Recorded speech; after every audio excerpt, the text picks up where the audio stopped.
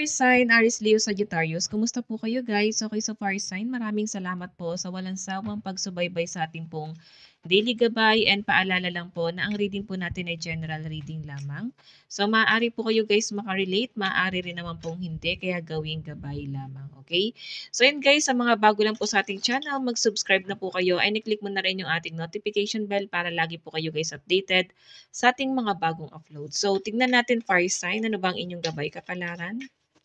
Fire sign. Meron tayong 6 of Cups. Meron tayong Page of Cups. And King of Swords. Okay. So, hayan, ang sabi dito guys, 6 of Cups. Children or childhood, revisiting old dreams or plans, embracing your inner child. The return of people or romance from your past, how things used to be. So, parang ito guys, ang nafe-feel ko rito, para bang yung mga tao na pwedeng sa kamag-anak, sa kaibigan, or pwedeng kababata mo. So, ang sinasabi diyan guys, maaaring nakaapekto, no? Maaaring hindi naging maganda yung pakikitungo nila sa inyo sa past. So, kaya ang sinasabi rito, ayan, may babalik. Kasi ito, may paghingi po ng tawad. May babalik dito ng mga tao na nanggaling po sa past. So, nasa inyo yan guys, kung patatawarin mo pa ba, papasukin mo pa ba sa buhay mo, yayakapin mo pa ba, or ikakat mo na sa buhay mo. So, ang sinasabi dito guys, Page of Cups, sensitive, open-hearted, and experience moody message regarding relationship, new emotional experience, a romantic encounter, social invitation, or even heightened psychic ability. So, eto guys, pag kinutuban na daw po kayo sa isang tao, sa isang sitwasyon, or sa mga plano mo sana, pag nagdalawang isip ka, sinasabi diyan, wag mo nang ituloy. Okay? Kasi pwedeng hindi magiging maganda, or kung magtitiwala ka ulit guys, siguraduhin mo na kilala mo na yung mga taong pagkakatiwalaan mo. Kasi pwedeng ikaw, fire sign, paulit-ulit na lang yung scenario, no? Hindi natuto. Yun ang nafe-feel ko rito. Siguro mas maganda na ikat mo na yung mga tao na yan sa past mo. Hindi mo na yan kailangan pang balikan.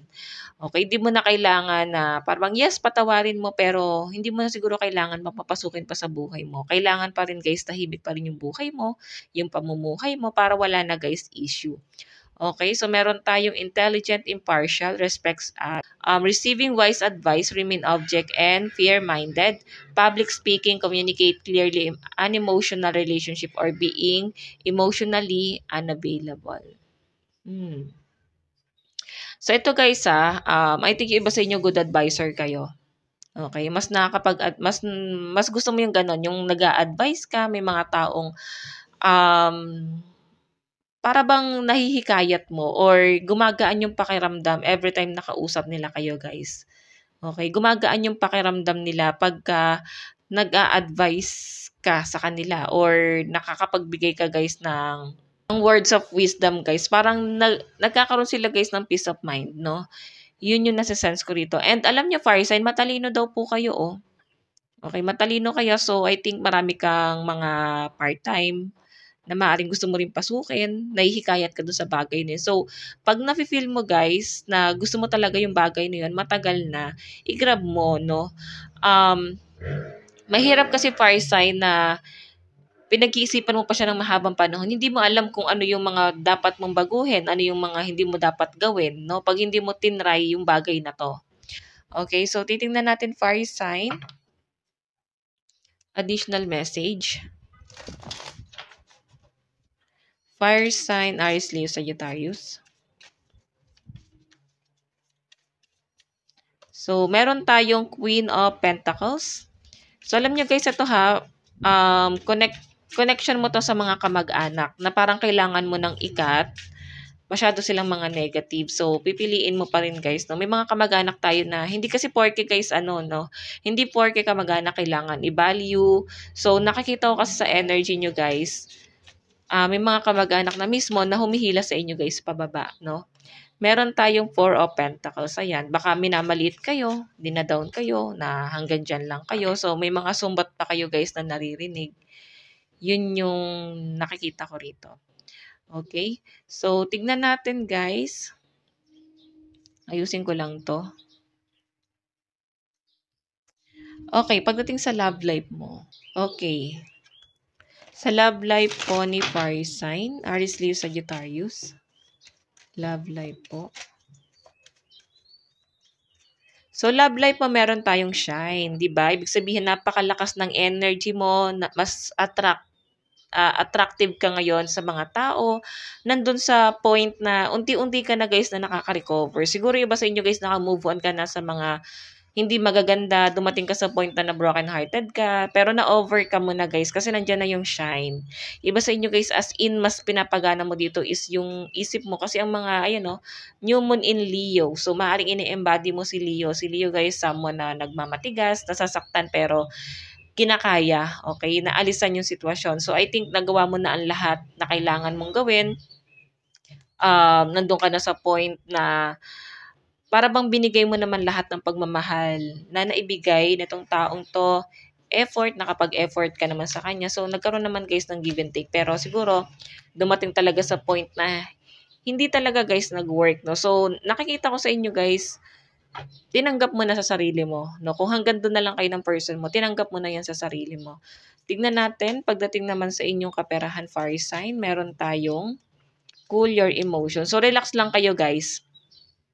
Pagdating sa daloy ng pera mo, maaaring medyo nape-pressure ka, medyo nai-stress ka, siguro sa dami ng bayarin, puwedeng masyado ka na guys, para bang masyado ka ng na-o-overwhelm 'no, sa mga nangyayari, para bang kahit hindi mo utang is binabayaran mo.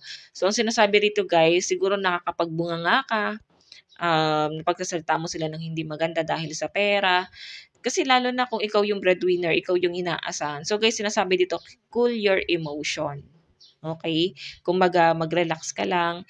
Isipin mo munang mabuti yung mga gagawin mo. Lalo na pagdating sa pera mo. Okay? Tingnan natin pagdating sa career mo. Okay, so fire sign, pagdating sa career mo, meron tayong embrace the flow of life. Ayan. So, ibig sabihin, mahalin mo yung trabahong meron ka ngayon.